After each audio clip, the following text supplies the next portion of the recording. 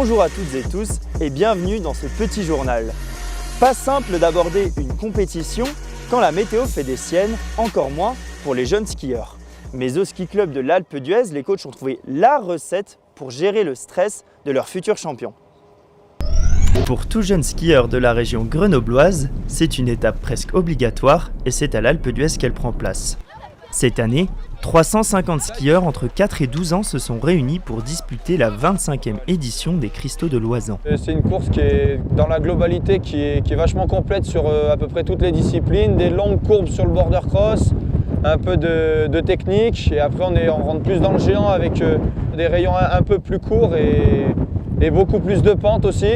Et après pour le parallèle, c'est un peu la rivalité, on est les uns contre les autres et on vient se tirer la bourre pour essayer de gagner, d'arriver le premier en bas. Pour gagner, la reconnaissance du tracé est une étape essentielle, c'est là que les ultimes conseils sont donnés.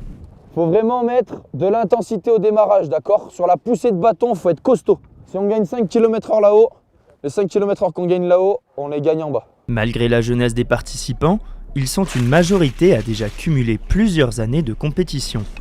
Mais même avec de l'expérience, le stress n'est jamais très loin. Avec des conditions comme aujourd'hui, pas mal de vent, ça les impressionne un petit peu, c'est des conditions un peu extrêmes. Ils vont pas mal se poser de questions au départ, donc on va essayer de les canaliser le plus possible, de les détendre. Au ski club de l'Alpe d'Huez, plusieurs méthodes sont mises en place pour gérer le stress du portillon de départ. Ce qu'on a mis en place, c'est des séances de sophrologie, un petit peu pour revenir au moment présent, essayer de calmer sa respiration, essayer de focaliser sa concentration aussi et son attention. On fait pas mal de réunions techniques pour parler aussi de chaque jeune parce que chaque jeune est différent et en fait appréhende aussi la course d'une manière différente. Une pédagogie efficace qui facilite la sérénité d'avant-course. De pas être stressé, ça sert et de plutôt mettre ça en adrénaline et de tout relâcher dans le tracé.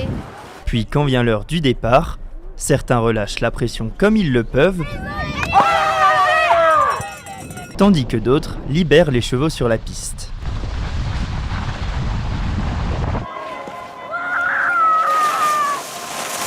Une compétition sans stress est réussie pour la jeune garde du ski Huiza, avec 12 podiums récoltés, mais surtout des sourires et du plaisir.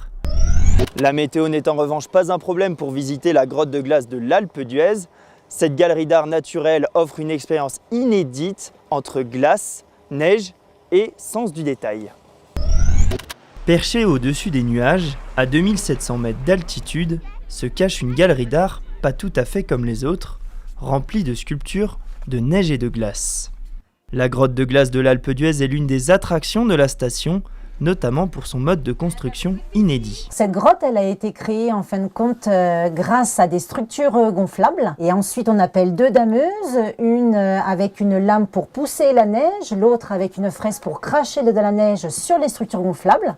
Et puis, une fois que la neige est dure, on enlève, on dégonfle les structures gonflables. Puis les sculpteurs et les pelleurs peuvent monter et travailler ensemble. Créée à chaque début de saison depuis 26 ans, la grotte de glace reste ouverte jusqu'à la fermeture du domaine en avril. Cette saison, à l'occasion des Jeux de Paris, ce sont les disciplines olympiques qui sont mises en relief.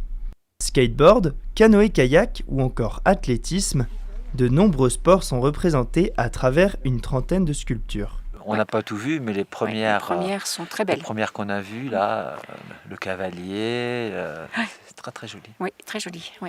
I thought they were going to be like small sculptures, but it's the whole wall, like we can see here. Bigger than life size. Yeah, it's really impressive.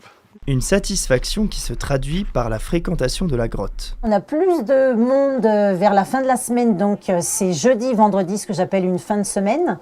Et c'est vrai que ça peut tourner entre 300 ou 500 personnes à la journée.